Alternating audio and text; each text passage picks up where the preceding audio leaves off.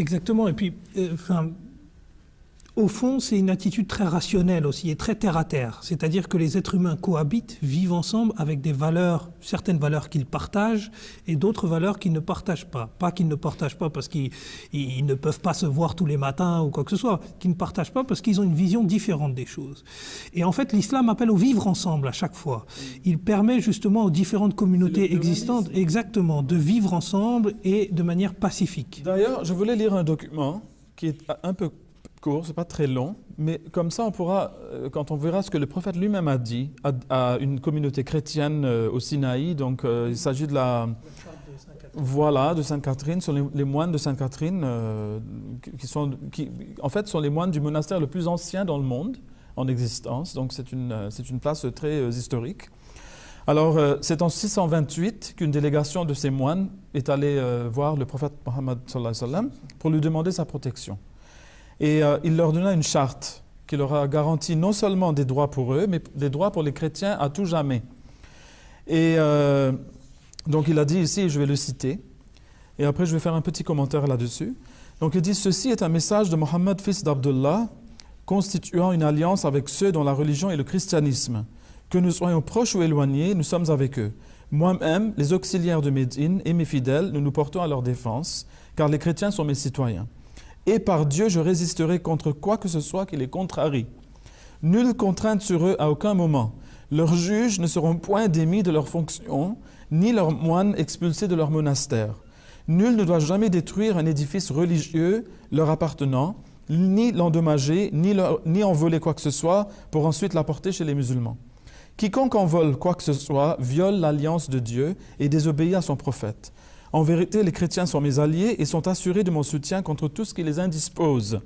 Nul ne doit les forcer à voyager ou à se battre contre leur gré. Les musulmans doivent se battre pour eux si besoin est. Si une femme chrétienne est mariée à un musulman, ce mariage ne doit pas avoir lieu sans l'approbation de celle-ci. Une fois mariée, nul ne doit l'empêcher d'aller prier à l'église. Leurs églises sont sous la protection des musulmans. Nul ne doit les empêcher de les réparer ou de les rénover, et le caractère sacré de leur alliance ne doit être violé en aucun cas. Nul musulman ne doit violer cette alliance jusqu'au jour du jugement dernier. Et alors, c'est la première et la dernière phrase de cette charte qui sont très importantes parce qu'elles font revêtir à la promesse faite par le prophète sallallahu alayhi wa sallam une dimension éternelle et universelle. Mais on comprendra tout de suite de ce petit document que l'islam du prophète propose le laisser-vivre, comme vous l'avez dit tout à l'heure, et la non-ingérence dans les affaires religieuses, et aussi qu'il est un système judiciaire indépendant de l'État. Des choses qui sont éminemment compatibles avec, numéro 1, la laïcité, et numéro 2, la démocratie. Donc, c'est cet islam-là qu'il faut rappeler, en fait, réapprendre aux musulmans d'aujourd'hui, et qu'il faut aussi présenter aux non-musulmans. Et c'est un islam qui fait cruellement défaut dans les pays à majorité musulmane. Et d'ailleurs, si les Occidentaux ont cette mauvaise idée de l'islam, c'est en grande partie dû à ce qui se passe dans les pays qui se disent musulmans d'aujourd'hui. Mais si nous ne nous efforçons pas à diffuser donc cet islam du prophète Mohammed sallallahu alayhi wa sallam, l'islam du début, on continuera en Occident alors à fustiger l'islam pour les crimes commis par les musulmans.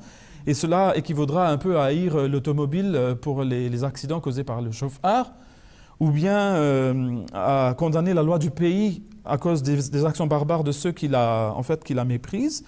Et dans sa cécité intellectuelle et un peu victime de l'amalgame, il faut dire que les Occidentaux sont les victimes de l'amalgame. La société risquera finalement de jeter le bébé avec l'eau du bain. Donc c'est ça, il nous faut absolument empêcher que cela arrive.